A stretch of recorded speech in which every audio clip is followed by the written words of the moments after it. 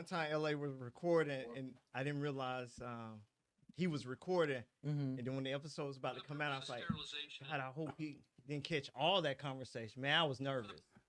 I was nervous. Well, we here. I'm gonna let Rock and Snap get themselves together. Yeah, we trying live on the Daddy Everyday podcast. Facts. Yup. And I've been looking forward to this episode. I've been putting it off, not intentionally, but if you guys listen to me, you guys know how all over the place I am. And You are? It just doesn't stop. Okay. So, ladies and gentlemen, I would like to introduce Rock and Snap. Yeah. From the Rock and Snap podcast. I'm very excited about this. Low-key nervous. Why? Man, the energy y'all give and my old laid-back rambling show. So, like, just the energy. I'm hoping I don't say anything to get Rock going. Oh, no. But I know Snap got my back, so Bong. it's all good. Bong. But I'm not that host that does the long bio on each guest. I probably should be. I'm not going to be. So y'all know. But I'm going to allow you guys to introduce yourselves. Okay. Of course, starting with Rock, of course. Hey guys, I'm Rock, of course, aka that is Being Beautiful Me. And I thank you so much for allowing us to be here on your panel today. And I know it was that last minute for me because, I heard that my partner over here, my co-host here, Snap, talking about he gonna be on Daddy Daycare. No, Daddy Everyday.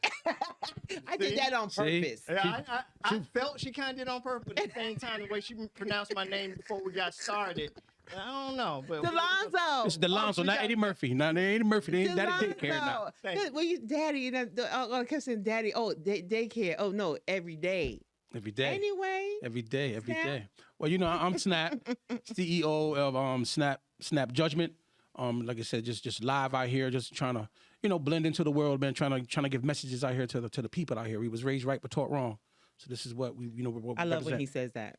And that's what we Raised represent. right but taught wrong. That's right. That's right. Why do you think he say that? Palm palette.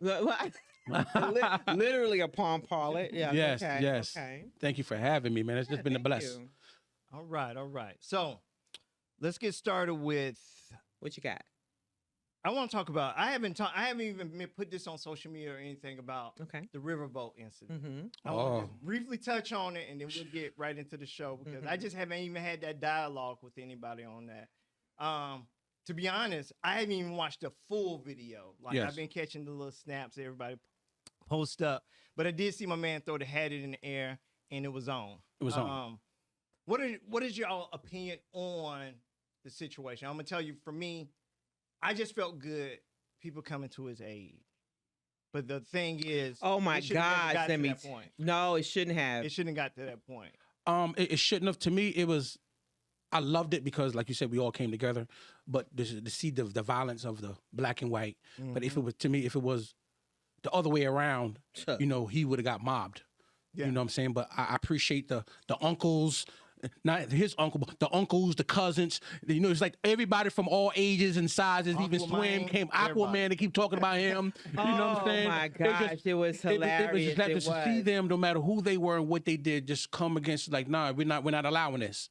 But I didn't, and even Hulk Hogan, who came in there with the ring, with the chair, he came in like he was in the battle royal. But when he purposely when he hit when he did the lady, it was like, ooh, that was too much. Yeah, the man was good. That's what's gonna get him caught up. Yeah. So as much as y'all sharing those memes and everything with the chair and everything, I hope y'all support his lawyer fees, because his funds, because he's going to get charged for that. And actually, I think you guys are making it worse because you guys keep that chair out there, and everybody's making memes about, I got a chair for sale. Yeah. Come on, man, like stop taking it and taking it to the extreme. Somebody had a white chair taped to the top of their truck.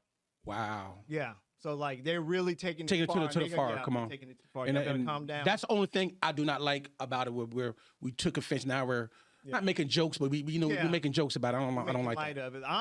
Let's celebrate that we are coming together for something. Correct. Kind of thing, and leave it at that. I think we need to calm down with the jokes and stuff. And then it's a distraction too. Kind of thing. We get caught up in stuff, and that's when they slip in bills and things like that, and the government start doing slide in and because we all distracted. So, But I just want to touch on that. But let's get a little background on you guys. So before we start getting into everything else.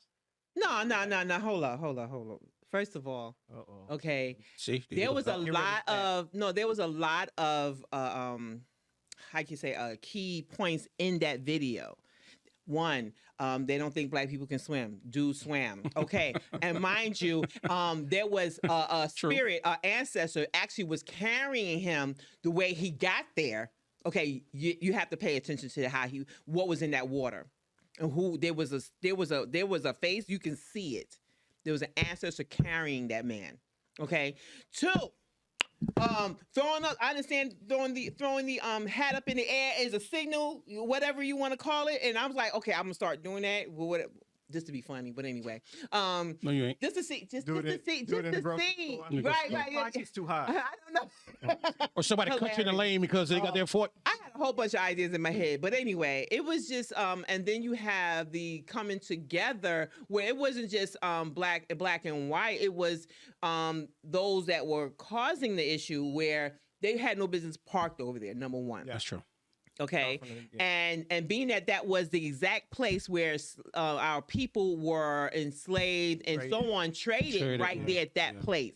There was so many emblems that was there that was and then how the ancestors would also coming together as well, saying, okay, we're in favor here, we coming back. And no, those dudes and the lady, jumping in, first of all, you jumping in trying to help your dude or whatever, you gonna get knocked down. Up to get beat. You feeling froggy, okay? You just got dunked on. So anyway, but I just wanted to throw that part on there. That was basically.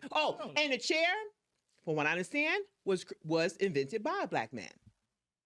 Oh. Yes. So there was a lot of symbolism there. Okay. I watched the whole video. Yeah. So now you're gonna make me. We don't want to go back and dialect and dissect it. Just saying, we're gonna talk about it, but understand that there was a lot of symbolism there. Yeah. Okay, a lot of things there. So that's why I want to bring cool. Up. Okay. Cool. I can dig that. All right. So, where y'all from? I'm born in Boston, raised in New York. Went to high school and college in North Carolina. Okay. So basically, up and down East Coast. Yeah. Well, been in Atlanta since 2000. Went back home in 2003 and came back in 2005. So really made it Atlanta my home. Okay, that's what's up. Well, born and bred, Brownsville, Brooklyn, New York. You know what I'm saying? So, you doing the ad-lib? I know. It comes out. The Jamaican starts coming out. The Italian starts coming out and all of that. Are you a Heinz 57? I know you had all them varieties. Well, you can on my door. Okay. That explains it. There was a little something to that sass, but I get it. No, get it exactly. I'm Italian. Yes, I am. Part. And growing up in Brownsville, background, went to schools, John Dewey High School, and went to schools in Bensonhurst, and then from the School of Hard Knocks, and then I noticed New Yorkers change up when they're about to really rep where they from. They accent change up a little bit. They get harder with it. I'm a sponge. I'm a sponge, actually. Yeah, I am. I'm a sponge where I can be around a bunch of Jamaicans or Caribbeans and I'll start talking like them, and then I go. So yes, I'm a sponge. What about if you were around a bunch of Southerners? That too. Oh, word. And I hate that. They won't like her when she leave. I don't like that too much because they loud. My family's loud. Loud? She got some nerve. Yeah, she got some nerve. I've never heard a New Yorker whisper, but okay. Facts, see? Facts. No, but when you're around, I literally have to close my ears when I'm around my family. No, they're loud. And I'm like, oh my God. So basically, when your family start coming around, I'm going to purchase some earbuds for all y'all. Huh? I'm insane because I'm pretty sure you're loud too. Pretty sure you're loud too. Because it runs in the family. It's okay. Whatever. It's okay. People, they think they know you. Don't even know. See, I understand you. That's you right. I understand. No, you don't understand either. Man, it's like being on the show, in my own show, listening to you guys. Hey, you're gonna get it. You're gonna get it. I love it. You're gonna get it. So, what was your childhood like? Oh Lord. Oh, I'm gonna just bust in. My childhood was. Go ahead. I'm gonna say it was challenging. My dad died when I was 2 months. So I never had a man in my life, and being born in a big family. You know, I was taught around my uncles and my aunts and stuff like that. And, you know, being in the city, we had to, you know, we had to stand on the stoop or can't go outside. It's because, you know, there was a lot of things going on outside until you get older and you want to step out there and what's going on out there. You know, you want to be outside with that noise. And, you know, once you go out there, it was challenging because, you know, being in New York, you're around Jamaicans, you're around Italians, you're around Spanish people. You're really around a lot of different ethnic people, and you'd find out who you are by just being around them and seeing what was going on. So it was more challenging because I wasn't taught inside the house. It's like I was taught outside, and it was just difficult. Just my mother, I always thought my mother was older than what she was until I'm old. And like, man, you was 21 years old. Now I see how you was. Now I see why certain things you didn't know and didn't do, because we don't look at our parents as the age. We just know they're old and the same. But as you get older, it's like, damn, you was 21 holding down an apartment, putting up what I'm doing. You feel what I'm saying? So you start to understand the value of parenting and see, this is why I was raised. That's why I always say we was raised right, but just taught wrong. It's because our parents was they were young too. They was kids too. Yeah. They was forced to be grown at a young age. I didn't realize that. So almost like recently, I think about my kids call me old man, and we joke about that. But then I realized I thought that about my dad. I just didn't call him old man like my boy exactly. But that my folks were my age, like now. Like my mom passed when she was 49. I'm 47. Gotcha. But like I'm thinking she's much older. This is me in my 20s when she passed, and I mean, it was recently that I realized we are the same age as our parents were raising us. And it's crazy because I'm like, oh, I'm over here struggling with certain things. We have names to stuff, or we gave names to stuff, like where I say I'm suffering from imposter syndrome, I have anxiety and things like that. I don't know what my folks were really going through. They didn't talk about They didn't talk about like exactly. So, it's a challenge, but now I really respect, both my parents are gone, so I really respect them in that sense, because they were going through things, but I didn't know. I thought they were responsible for raising us. And that's when you come, you know, as a parent, you start to understand what your parents really had to go through. Because like you said, they did not talk. My first child was 20 years old. I was 20. I'm 20 years older than my child. I'm 20 years younger than my mother. So it made me think about that. I'm the same age as my mother when she had me. So, you know, but I'm looking at my mother as a older woman. You know, we ain't stay with, she had her own apartment, you know, and she was moving like an older woman. But I was like, she was doing her thing at 20. Yeah. So, you know, you try to represent the same thing as we get older, especially being a single parent. Right. So. All right. I'm next? Yeah, you are. Oh, okay. Well, my grandmother raised me. And me and my sister, and my mom and my father decided that they didn't want to be parents anymore. So they were, my mom was 17. Her birthday's a week after mine. So she was 17, about to be 18 when I was born. My dad, of course, he's a year older than she is. She decided that she was going to, you know, whatever, I don't know, out in the street, hooking, whatever. And my dad, I think he's just, you know, he being you know, he's a fair-skinned man, I would say. And he's, you know, when you see him, when I did see him, some blue moon, it would be his suit would match his car all the time. That kind of dude. You know, very attractive man. My dad is one of the was one of the teenagers of Frankie Lyman and Teenagers. He took over for his brother, Sherman Garnes, which is one of the original members of the Teenagers of Frankie Lyman and Teenagers. You know, tall, light skinned one, Sherman. Okay, so anyway, there was a lot of. When I got to learn about talking to him a little bit more, I haven't seen my dad since 94, I think it was. But we talked here and out. But again, we don't see him but so many blue moons. And when the last time I did see him up close, I was 13. That was a time that they told him not to ever come around me again. Oh, wow. Because it was the way he looked at me. Gotcha. And my cousin, who was his niece, his sister's daughter, she recognized it. I felt uncomfortable. I remember that day. And then it went widespread throughout the family, basically. But there was a lot of challenges, of course. Had to fight for myself, fend for myself, with being bullied and so on. I had to learn on my own, and I think with God being on my side, I think what it is that I think was beyond my years. I taught myself. I saw things like watching the videos of Martin Luther King and the fighting and the dogs doing such and such. Mm-hmm. And mind you, I'm going to a school, to a white school. I didn't have those issues per se. I only had issues with people that were darker than me. That's crazy, right? Mm-hmm. Now today, what we call colorism. I was always the one to make peace with other people, where I would have a discussion. Let's talk about it. What's going on? I make you look stupid now. Right. So I wasn't where I was, we ain't going to do this, but I get you. Right. Okay. But we're not going to do this because I see what you're trying to do. You're trying to jump. We're not doing that. I get you by yourself, and I fight you in your own house. We can do that. And I have. Okay.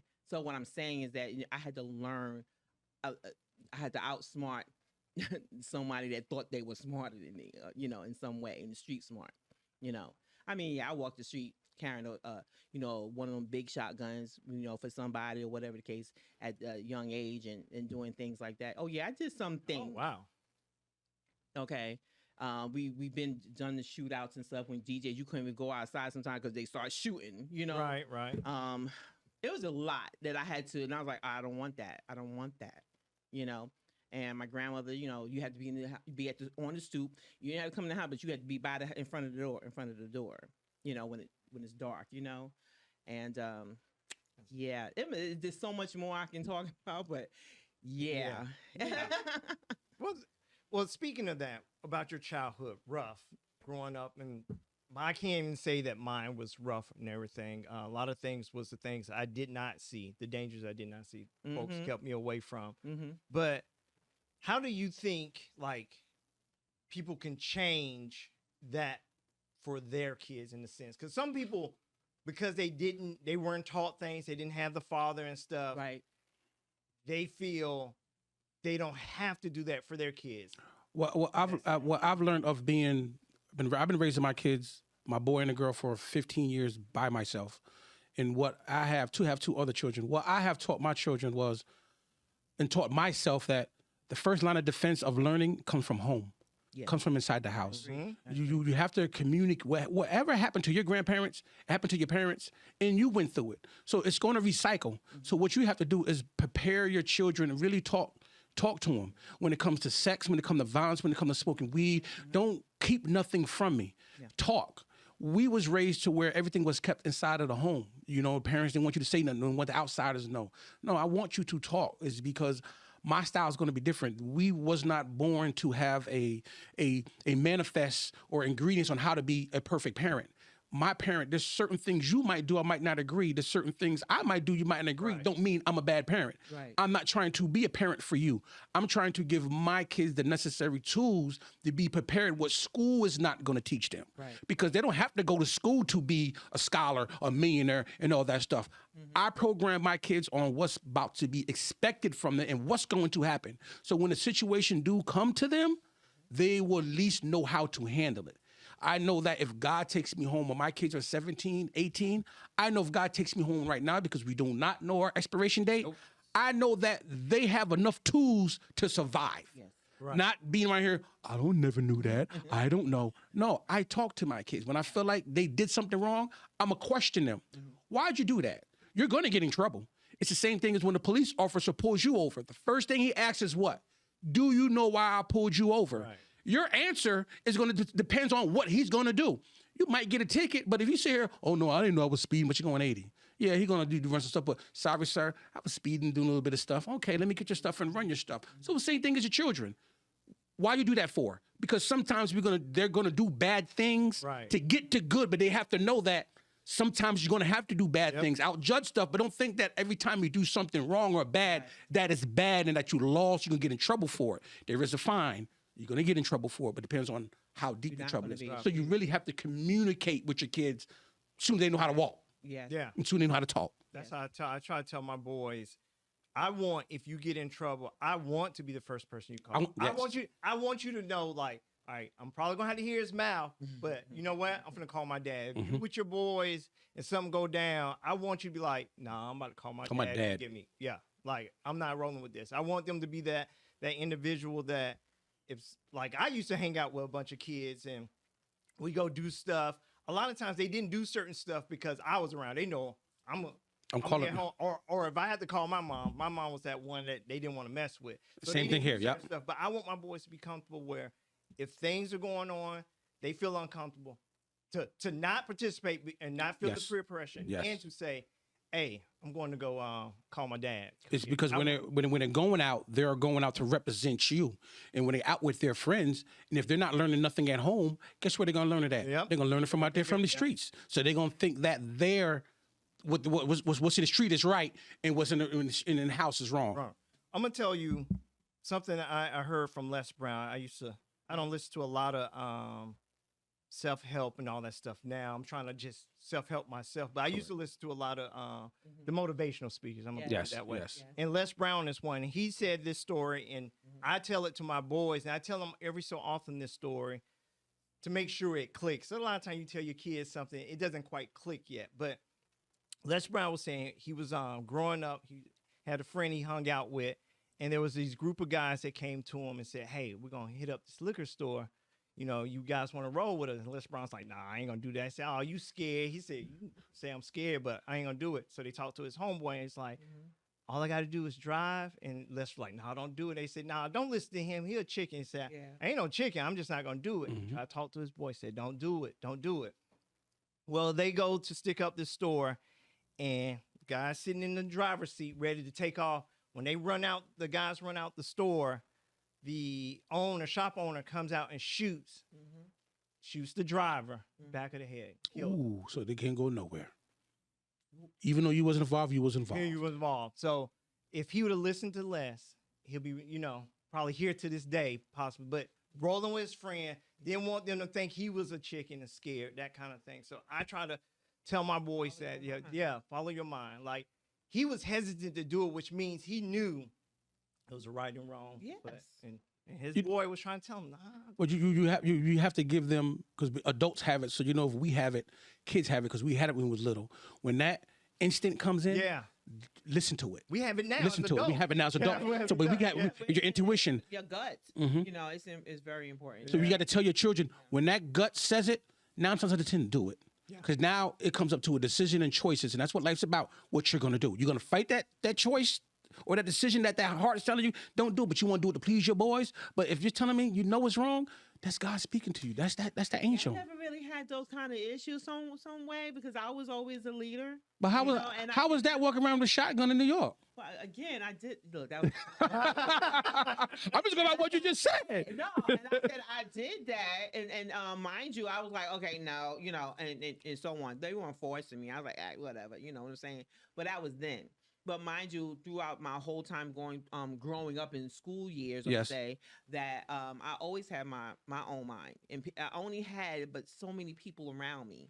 Not everybody liked me. But no, we're not cutting you off. But you got to realize that as kids, the peer pressure, and some of them, of them don't know how to handle that. And I was that one to say, no, and I was. I don't know. I guess I was that kind of weird kid. They looked at me as being weird or whatever the case is. I wasn't always liked, and I wasn't liked because I was tall, light skinned, long hair. I don't know, for whatever reason. I didn't make friends with, and I could care less, to tell you the truth. I only had maybe 5 people around me because that's enough. That's enough to do something. I was the one to say.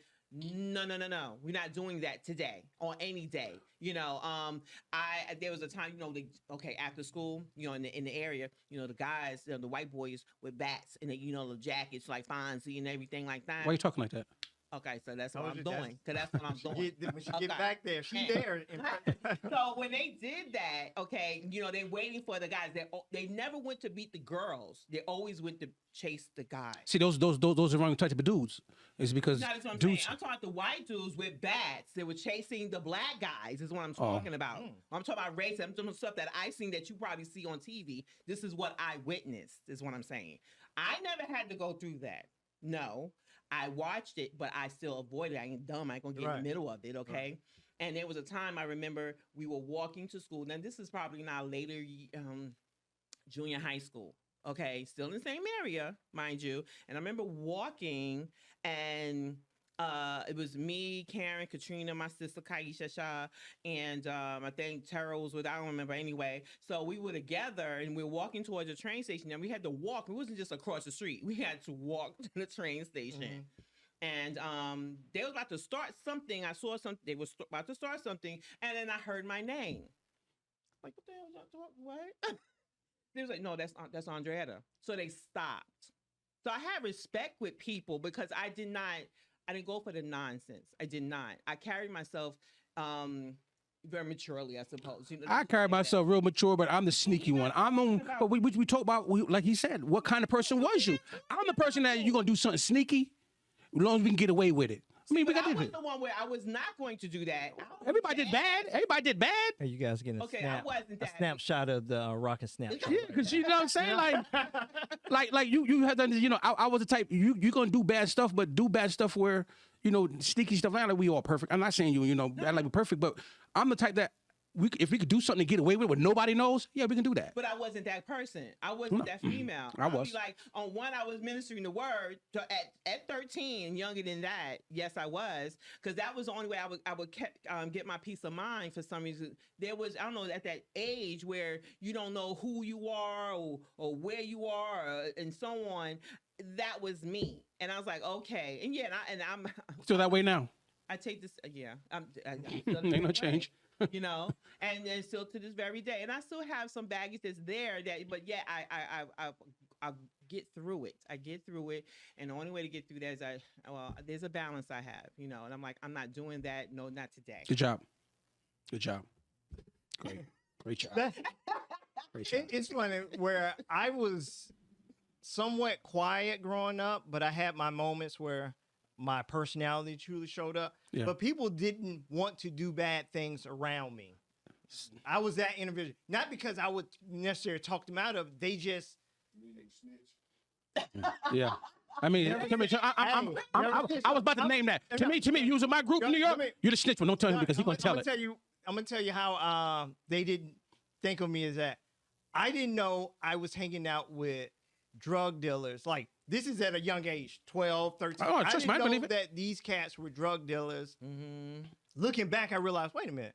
My homeboy, their family, we lived in an apartment complex. We went from nice cul-de-sac where everybody had... cul-de-sac.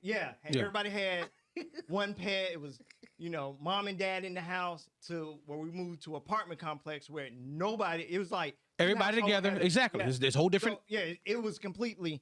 My world completely changed. So... I'm hanging around with kids that my mom didn't care for. I didn't know why she didn't care for them because she could see. I was naive, but I was a good kid. But they like hanging around me because I was also fun. So we never did any of those things. It wasn't until I got older and I look back, I'm like, they want to be where you want it. Right, yeah. And you want to be like where they at. Yeah, you know, like, everybody from the projects want to go to the girl who has a house and sneak over, and all of them want to come to where we're at. They want to come. No, the craziest thing looking back at it, I'm like, these guys were in drug dealers. I hope the best for them now, but they probably got locked up, prison, dead, all that stuff. Yep.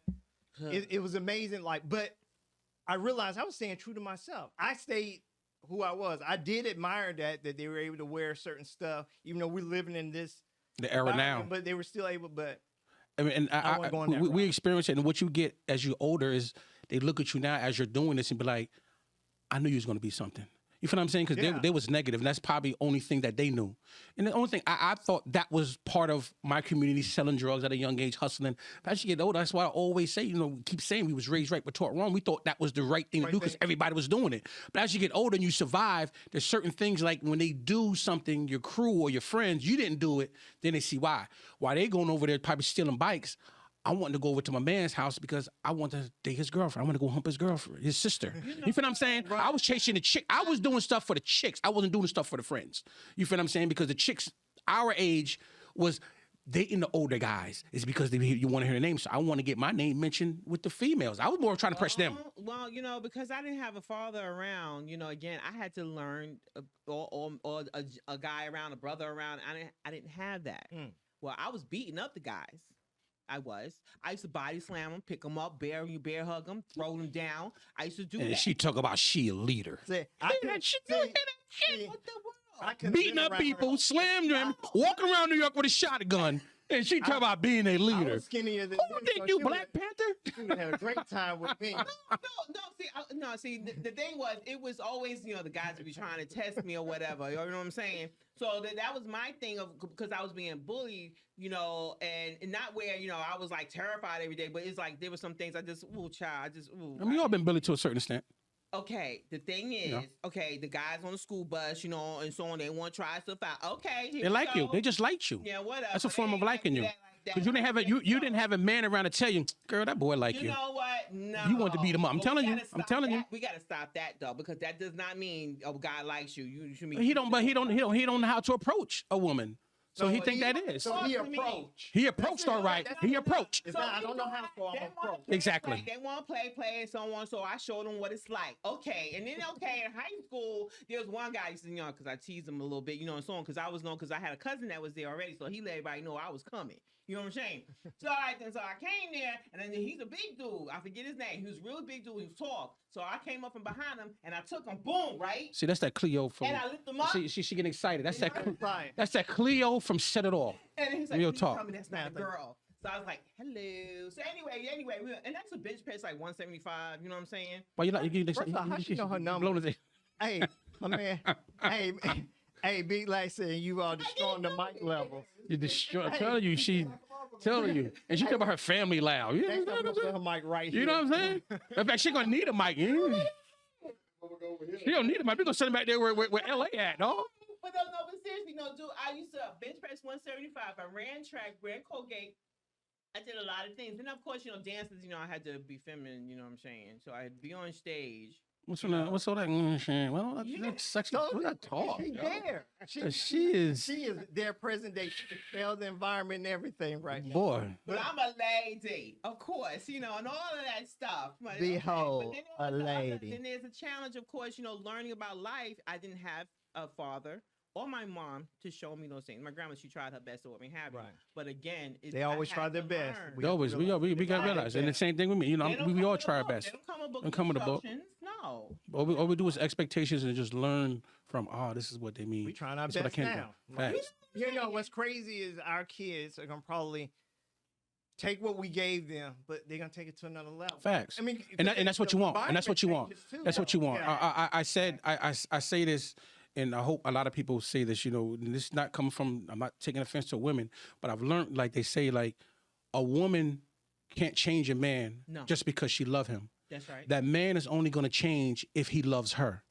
And it's the same thing with a child. A woman cannot change a man because you're having a baby. Well, nobody can. Oh, but in order for that man to change, he's gonna have to love that child. You know what I'm saying? Because it's a man would change if he's invited, he loves something. Man ain't gonna change. Most men ain't gonna change because you say you love me and you want me to change, and it's vice versa. Now, a woman thinks she can just because you have a baby. I'm gonna keep him around and all that stuff. You ain't gonna do that, because if he don't want it, then he might not even be attached to that child. And then you're mad because you're expecting him to be a father. You feel what I'm saying? So that's why I said until he has to love that child for him to be a father. And then again, you gotta know what kind of how he was raised. If he had a father around, you know what I mean? And sometimes we work against those odds. I mean, I didn't have a father, but I've learned. I did what my mom did. I could have did but I said, no, I'm not going to do that. It's the choice we make. And what changed me, what made me be a single father was my first daughter. I was introduced to her that she was pregnant on my graduation. So, my mom came down for my high school graduation, came down, and damn, I'm happy that I'm graduating. And she comes to me and say, I'm pregnant. So I go to my mom and say, hey, mom, hey, son. I was like, she's pregnant. She said, who? She said, oh. First thing she said to me, and it went on, she said, well, one thing I'm going to say, because I was on my way to college with a football scholarship. The first thing she says, I cannot stand a man who does not know how to take care, who does not take care of his child. So take care of his child. Think when she told me that, this is when I got into trouble and I went on to college and I wasn't around and she already had a child. Me being not around her and see what's going on, I started side hustling, selling drugs and all that stuff. Because I was going, my mother said, I'm taking care of my child. Because I knew what my mama went through with her boyfriends and stuff. And I hear, you hear them talk, and he ain't paid this for it. So it's like, oh, I didn't want to be that title. So it forced me to do that. And to this day, it's what made me want to be a father, is because my mom said, I can't stand a man who does not take care of his child. So I had to love that child, even though I'm not with their mothers anymore. But it just I love my children. I love my child, is because I didn't know how to be loved as a man. So I had to give my child what I missed. Let me show them what I didn't. To this day, at 47 years old, I never had no man come to me and say, hey, son. I never heard the word son. I'm proud of you, son. I never heard that. I never called nobody dad or pops. I might call somebody pops because they're old, but I never had the urge to call somebody dad. Even the women I dated, they never had a father. So it's like, I never said, hey, dad, you good? Mom's all day. So when my kids say, hey, dad, it gives me wow, because that's what I was missing. For them to say that, it fills my void of I'm doing all right. So sometimes we have to, change the narrative, because we giving our kids what we missed, but we also showing them this is going to come to you too. So be prepared for it. So that's where we get mixed up on being a parent and being a dad, or just being a father. It's two different things. Some of us, if you're not being a father, then that's wrong, because the child needs that. You think they don't, Well, I tell you right now, I have lived it because I was married to a man. My children's dad. No, excuse me, they father. Okay, I have to correct that. Because there's a daddy, and there's father. That's cool. Daddy's actually taking care of your responsibilities, and father is what? Is just a label. That's all we got. So anyway, my children, they got their own children. Okay, and of course, when I hear the mom word, mom, and I didn't have, all I had was my grandmother. My grandmother was my mom, But to hear that, and then my daughter always say to me, "Mom, I see what you're talking about." And she said, "I want to thank you." And the fact is that she said, "Mom, you did the best you can. You did what was that done." Yeah, we have to talk to our children. We have to talk to them. To hear that I did something right. My kids are respectable. They are. They're well mannered. I hear that all the time. But okay, I did something right. Oh yeah. Hey, that's my goal, is like, obviously I want success for myself as far as my endeavors, but I just want to make sure I get this right with the fatherhood thing. And I want my boys to do their thing. And you'll get it right when they say, Dad, you was right. When you told them something or give them that, that's the most priceless. Man. And I dated women who have children, and I guess I was their step pops. To this day, they call me, "What's up, pops? What's up, dad?" Like they call me that, and that feels good, because I earned that, especially if it's not a child that I born. Right. So that makes you know that if I did that to these side kids, these step kids, then I know I'm giving the right message and the right growth and the right seeds to my children. Exactly. And that's when you know. Speaking of message, if you can give the audience out there one parenting piece of advice, what would it be? Communicate and don't give up. Communicate and don't give up. There's times that being a single parent, you want to give up, or you just don't. I'm tired. I'm done. I want my life back. It's just keep going, because you're gonna become a baby again, and whatever you give to that child, you're gonna make sure they want to take care of you. I'm not trying to be in a nursing home. I'm trying to be, the way I'm taking care of my children, I do hopefully that they will not put me in a home. I hope, well, at least one of them, got 4 of them, at least one of them. So, hey, I want to be in your back of the house with a nurse to come see me. I want to go home. I want to go home at home, not in a nursing home. What's my one word? What you got? Child, I will agree with him. It's the communication and being present. Being present. Being present. That is, even if you're not, if you're in another state, let's just say, if you're not able to be in the same under the same roof, being present, calling. And with technology today, you have no excuse. Absolutely no excuse. So you need to be present. Do not spoil your children materially. Spoil them mentally and physically. They will not remember what you got for them at 3 years old, but if they got a show or they got a dance recital and you pull up on them, they're going to remember that better than what you give them. Telling you, presence is way better than presents. Yes, exactly. All right, so before we go, go ahead and promote that show. Let them know what they should be subscribing to and all that other good stuff. What y'all got? Go ahead. Okay, go ahead and go to Rock and Snap Live And we you can go to Spotify Fridays. Okay, get When- Spotify on Fridays and new shows or whatever, but you can still go there. Go to Spotify, go to YouTube. That's Evan Vision Network. Okay, and subscribe there. Rock and Snap Live. Go ahead and go to Thirst_21. Night. And of course, you know the the original Being Beautiful Me. Okay, on IG as well as Thirst_21 on IG as well. You can go to my on TikTok. That is original Being Beautiful Me. Yes, stay beautiful. If you keep your voice down and keep straight, you won't have to get it. We'll hear it. You know what? And me is pretty. Stop changing. Stop changing. My voice gets loud too when I get excited. If I'm excited about something I'm talking about, Ain't no women in here, no men in here. This is us. This is the only way I get excited. Hey, girl. ain't no, Yeah. ain't no man in here. You know what I mean? Like, for her. You know what I'm saying? She get excited when she hear a man. You know what I mean? That every day. No, let me tell you something. I'm that every minute. When I'm around, I'm not around men a lot. Okay, I'm not. And the men that I am around, okay, they try to either get some, but no, that's not happening. I don't want none. Oh, I'm around you, but I feel you. I'm just answering your question. Don't think that. Go ahead. What I'm trying to say is, when I'm around men, they're doing something, they're doing things, and they're doing their dreams, or taking care of their children, and so on, and just having a conversation. Okay, that right there, I respect so much, and I still tell men today, you are kings. Okay, and just continue to keep your crown, keep it on straight. Appreciate that. Okay, not crooked. And I still even though I have bad relationships or bad upcoming whatever without a dad, I still respect men regardless, and I still want to get married. Does that get you hot? Still want to get. Say what? That get you excited? No way. Anyway, being around respectable men, yeah, I mean, that makes me like, oh, child, what you doing? What's going on with you? Much respect. Big ups to you. Well, appreciate it. Well, hey, I want to thank Rock and Snap for coming through. You already know. Yeah, I appreciate you, champ. Daddy Everyday Podcast. You know what it is. All the show notes. Check them out. Subscribe to the Rock and Show. Rock and Snap Live. Push that button. Push that button. Don't cost nothing to push that button. Evan Vision on YouTube, and we out, y'all. Yeah. One love. What? Daddy Everyday.